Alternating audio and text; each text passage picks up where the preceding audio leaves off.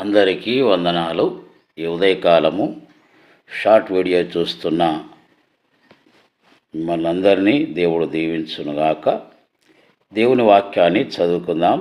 పరిశుద్ధ గ్రంథంలో నుండి 37వ కీర్తన 28వ చరణం నేను చదువుతూ ఉన్నాను. ఏలయనగా యెహోవా న్యాయమును ప్రేమించువాడు, ఆయన తన భక్తులను విడువడు, వారెన్నటెన్నటికీ కాపాడబడుదురు గాని భక్తిహీనుల సంతానము నిర్మూలమగును. క్రీస్తునందు ప్రియ సహోదరి సహోదరులారా, చదువుకున్నటువంటి వాక్య భాగంలో చాలా అద్భుతమైన విషయాలను పరిశుద్ధాత్మ దేవుడు వ్రాయించి పెట్టినాడు. ఇక్కడ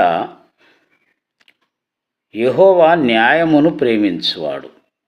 మన అనుదిన జీవితంలో న్యాయ ప్రవర్తన కలిగి మనము జీవించాలి. అనగా యథార్థపరులముగా మనం నడుచుకోవాలి. మన ప్రవర్తనలో, మన మాటలో, మన యొక్క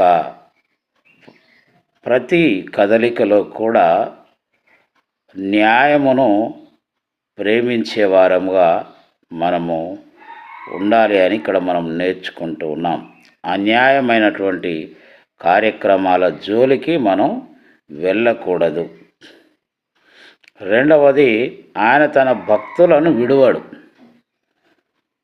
దేవుని నమ్ముకున్న లేదా క్రైస్తవులందరూ కూడా భక్తి జీవితాన్ని కలిగి నడవాలి. అనగా దేవుని చిత్తమును జరిగించాలి.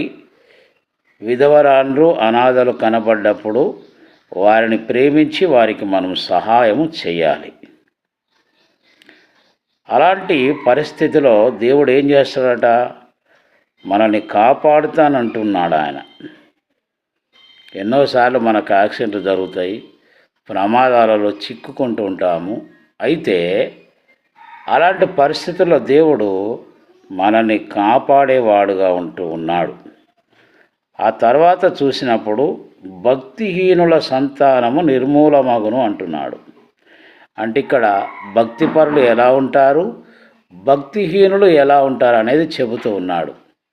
మనం భక్తిహీనులుగా ఉన్నట్లయితే మన సంతానాన్ని నిర్మూలం చేస్తాడు ఆయన.